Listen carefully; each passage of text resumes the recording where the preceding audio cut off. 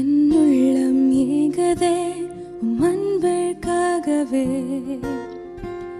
என்றென்றும் ஏகதே உம் வாசம் வேண்டியே, என்றென்றும் பாராமல் எங்கென்றும் பாராமல் எப்பொழுதும் நெஞ்சில் உம்மை துதிப்பேன். காற்றோறும் காற்றாகி உம்மை தோடுவே, ஆனந்த பூவாகி காலில் கிடப்பே, இன்பங்கள் தருவீர், வாசத்தை பொழிவீர், எப்பொழுதும் நெஞ்சில் உம்மை துதிப்பே.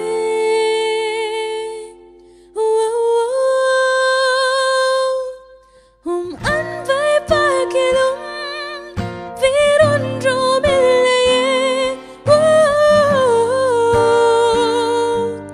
என் இயேசுவே.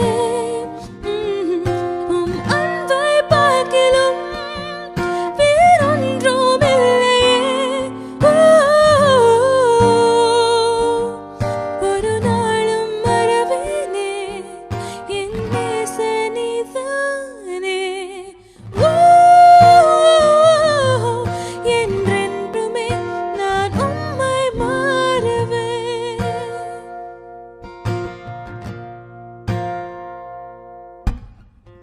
உன் சத்தம் கேட்டுதான் என் நெஞ்சின் குளிரும், உள்ளாடும் எண்ணங்கள் கண்ணில் தெரியும், சிற்பங்கள் சிரிக்கும், சிந்தனை சிறக்கும், உம் முகம் பார்த்தால் பூமி நிலக்கும். அதிகால நேரத்தில் கண்கள் தவிக்கும், உம் முகம் பார்த்ததால் என் கண்கள் குளிரும், இன்பங்கள் தருவீர், வாசத்தை பொழிவீர், எப்பொழுதும் நெஞ்சில் உம்மை துதிப்பேன்.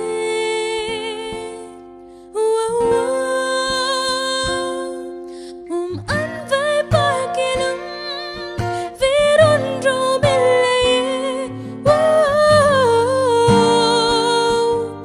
என் இயேசுவே. உம் அன்பை பார்க்கிலும் வேறொன்றும் இல்லையே, ஒரு நாளும் மறவேனே என் நேசனிதானே, என்றென்றுமே நான் உம்மை மாறுவேன்.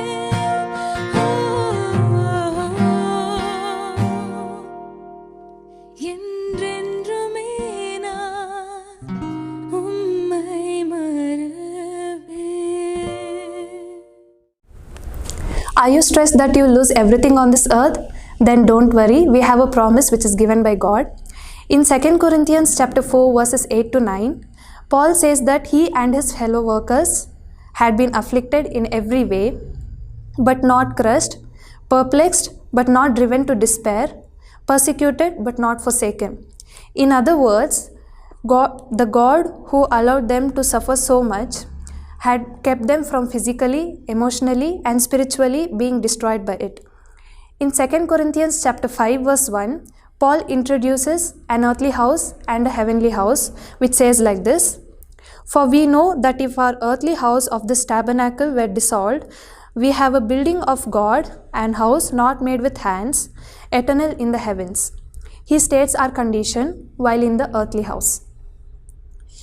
We have a building of God which is not made with hands and eternal in heavens. We have this in the same sense that we have at the present state, and John tells us very clearly about this, whether it is by faith or by promise, and it is not by actual possession. as it says in 1 John 5:11, and this is the record that God hath given to us eternal life. God hath given it to us, and on the strength of this promise we have it. But where it is now? And this life is in us? No, but in his Son.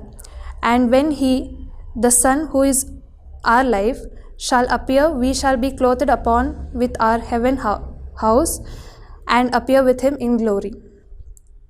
What he calls in this chapter in verse 1, our earthly house, he designates the same in verse 6 as being at home in body.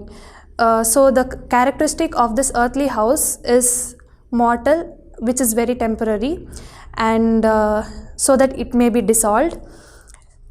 This earthly house is therefore our mortal body, which is essentially the same thing, this present mortal condition.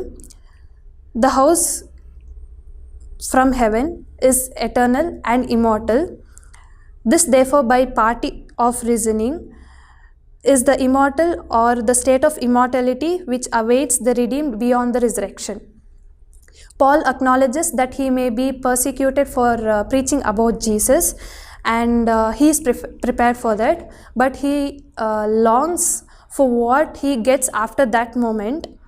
He describes our bodies in this fallen world as a temporary dwelling place, as like a tent, which is described in this verse. It is not built to last forever. It only provides a minimal shelter from the elements on this earth for a very short time. Waiting in eternity for all who are in Christ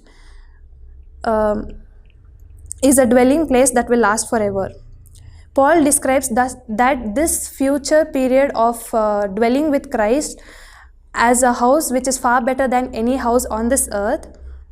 It is not made with hands, and it is provided by Lord.